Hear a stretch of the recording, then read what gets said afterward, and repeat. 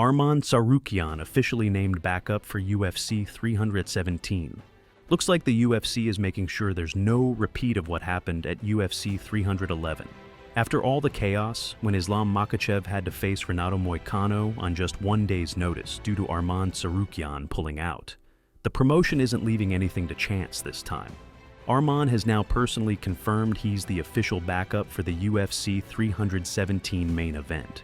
In a casual Instagram reply, he revealed that he's on standby for the Topuria versus Oliveira title bout.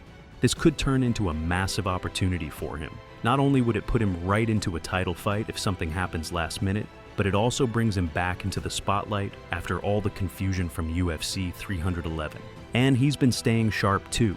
Tsarukyan recently submitted Bellator veteran Patricky Pitbull in a grappling match, keeping his skills fresh and his name circulating. Now, with UFC 317 just around the corner, he's within striking distance of a potential title shot.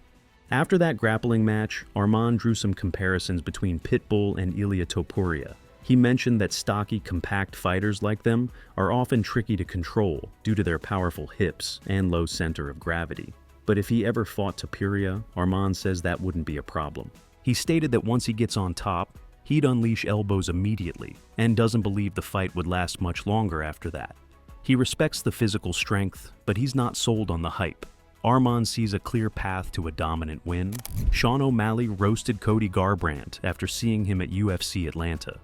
Sean O'Malley didn't hold back when he addressed Cody Garbrandt's comments, and what followed was both hilarious and brutally honest. Here's exactly what Sean said. I saw Cody Garbrandt saying I looked like shit against Merab. That dude looked sharp last fight, that's all I'll say. You know what was annoying is like when I saw his hair was braided and he's got those face tattoos, I was like, fuck. That's how people see me. And it was just so embarrassing. I was like, oh God, I need to fucking get a new look. That was embarrassing. I was like, holy shit. That was an eye-opener. I was like, God damn it. From calling Cody out to reflecting on his own look, O'Malley gave fans one of the realest moments we've seen in a while. Moving up next, we have Paddy Pimblett calls for Topuria fight, breaks down how he'd beat him. Paddy Pimblett has made it known. He wants to fight Ilia Topuria next, and he's already predicting a finish. In a recent sit-down with Tom Aspinall, Paddy said that everyone who faces Topuria tries to strike with him, but his plan would be different. According to the baddie, he'd stick to his entire MMA arsenal, lean into his grappling, and exploit areas where Topuria hasn't been tested. Paddy's confident that if this fight happens, he's the one who hands Topuria his first loss. And this isn't as far-fetched as it sounds. If Ilia gets past Charles Oliveira and becomes lightweight champion, it's very possible the UFC lines this fight up.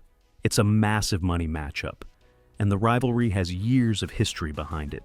Throw in Paddy's recent TKO win over Michael Chandler, and now you've got two fighters with momentum, name recognition, and a genuine grudge. Whether it's for the title or just for bragging rights, this one would have the fans and the UFC locked in. Who takes it if it happens? Let us know in the comments. That could be done like early next year. Paddy winning the title. Easy. Well, maybe even this year.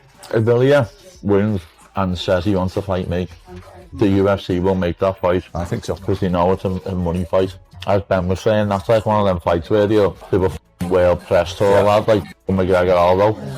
I know I'd beat him. It's funny because I got laughed at for it, but I know I'd beat him. Yeah, but that's what separates you from the other guys. Yeah. From the other guys, isn't it? We've already talked about a game plan to beat him, lad. I no one to beat him. No one goes for his weaknesses when he fights out. Everyone just tries to have a boxing match with him. Yeah. I'm not going to come out and have a boxing match with him. I'm going to beat him with my all-round MMA game. And as I said, no, I'd beat him, lad. And I reckon I'd proper hate him and just shut everyone up even more like I love to do. Moving up next, we have fans raising concerns over Islam Makhachev's camp situation.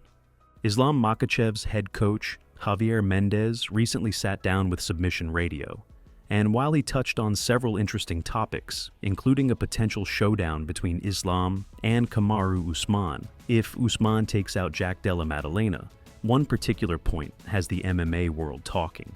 Mendez admitted he hasn't joined Islam's camp yet, even though it's already been underway for over a month. He said he's currently in Dubai, living his best life, while Islam is doing his thing elsewhere. This revelation immediately sparked concern online. Mendez isn't just any coach. He's been the key figure in shaping Islam's striking game. With Khabib now more focused on grappling, Mendez has always handled the striking strategy. So, the fact that he hasn't been involved in this camp, especially with someone as dangerous as JDM waiting on the other end, raised some red flags for fans. Social media lit up with people questioning if Islam's camp is underestimating Della Maddalena. The Aussie is on a tear and could be the biggest threat Islam has faced at 170. Whatever the reason, timing, priorities, or something else, it just doesn't sit well with a lot of observers.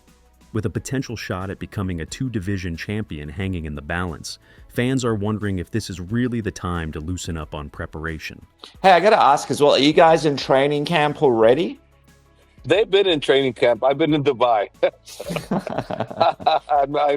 I've been enjoying my life while they're doing their thing. I haven't been down there as of yet, and let's see what happens. But I'm anticipating that I should know soon. He was actually fairly good-sized lightweight as it was. You know, he was on the bigger side of the lightweights.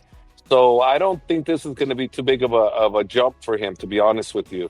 It is a jump, obviously, because come fight time, Jack is going to be heavier than us, but not by a big wide margin. You know, I think he's okay here. I think if we ever decide to go to middleweight at some point, I think that's going to be a big hurdle.